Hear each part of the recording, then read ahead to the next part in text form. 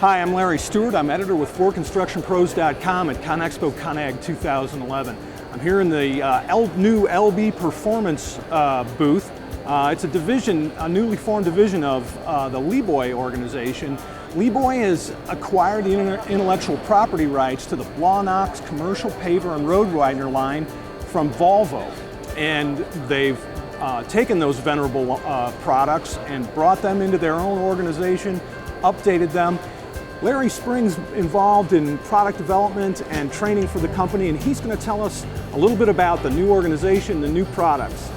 Larry, give us the overview. What machines did you get from Blaw Knox, and how have you expanded on that?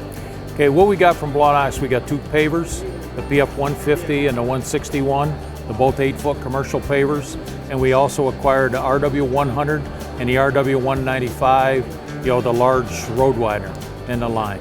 We've taken the 100, we've developed the 100, made it a little bit smaller, a little bit lighter, for a little bit different niche for the contractors. This machine here. That's this machine right here. Okay. And everything. Made it a little bit smaller, a little bit lighter to basically go out to contractors, more in municipalities, because that's what they've been looking for in the industry to compete with some other competition in that size machine. All right. And then we've brought the RW38, another small machine over there, into the fold for the real inexpensive people that want something that they can tow it to a job. They can do a little small shoulder, 3 to 5 foot, and everything like that. So we've added that product too. Okay, and that's a product that you add that the LB Performance organization added to the line. Yes, that's an LB Performance that was added to the line. But this is interesting that this is a downscaled version of that bigger Blaw Knox road widener. Yes, sir. Right? Yep. It's a downscaled version of an RW100A. And what we found, a lot of contractors want a shorter machine. They want a machine that they can do 3 to 5 foot, 6 foot shoulders. They don't need a machine that can do 10 foot shoulders. So we basically got in it, we put a little bit smaller engine in it. It's got a 3.3 liter Cummins engine in it, 80 horse. We've shortened the strike-offs up on the other side, give them less strike-offs. They're only allowed to do, we recommend 7 foot shoulders and stuff like that. We've also taken it and made it a front wheel drive machine. We've, with our synergy within our company, we've taken the front wheel drive traction system off the 161, our rubber tire paver. Okay. We've used the same planetary, same pumps, same motors, and made front wheel drive out of this machine. What the advantage does front wheel drive bring to a road widener? Basically, front wheel drive, what we feel is going to be a big advantage with this machine is all your weight, your material, and everything is in the front. Okay. That's where your material, you're dumped into the front. There's a lot of weight in the front of this machine. Now the weight is over the traction wheels, so it should give us good traction. Well, I know there's an awful lot of people in the industry who really like the Blaw Knox paver, and that line has really kind of needed some attention for a while. Why don't we go over and have a look at the asphalt paver, and we can talk a little bit about how LB Performance has upgraded that machine. Yes, sir. Sounds Yep. good. One of the updates with this machine, we had to put a Tier 3 engine in it, basically to meet compliance, like environmental compliances and stuff like that. So we put a Tier 3 4.5 liter Cummins in it, basically the same engine that's going to be in our RW100. Okay. We got in there. We changed the cooling package on the front of the radiator, basically because you need air-to-air for a new turbocharge for environmental, and we got a hydraulic cooler, air-to-air cooler, and an engine cooler that's basically side-to-side stacked up. So just for cleanability. So is that the same power that was in this machine before? I mean, same. It's the same horsepower. It was 107 horse before. Okay. With a smaller Cummins Tier 2. Now it's Tier 3 to meet the compliance. Sure. Yep. Yeah. Okay. Yep. What about the screed and the business end of this machine? Basically, the traction system on this has stayed the same. Same as we've added to the road widener, to the RW100 and the RW80. With the planetaries, 2-speed motors, traction pump, same thing. Okay. The hydraulics on the machine has stayed the same. We've proven hydraulic system, auger conveyor drive system, proven the same. We haven't changed that. It's going to be the same as the vintage, 161s that are in the field. For people, for synergy and stuff like that. So, and these machines, both of the pavers that are going to be now marketed under this Blaw Knox brand are rubber tired pavers, right? Yes. And that's something that at this end of the market customers prefer, because I know I've heard an awful lot about rubber track pavers in larger sizes. One of the things we find with the rubber tire pavers, the people that are doing just resurfacing, small commercial work and stuff, they like the mobility.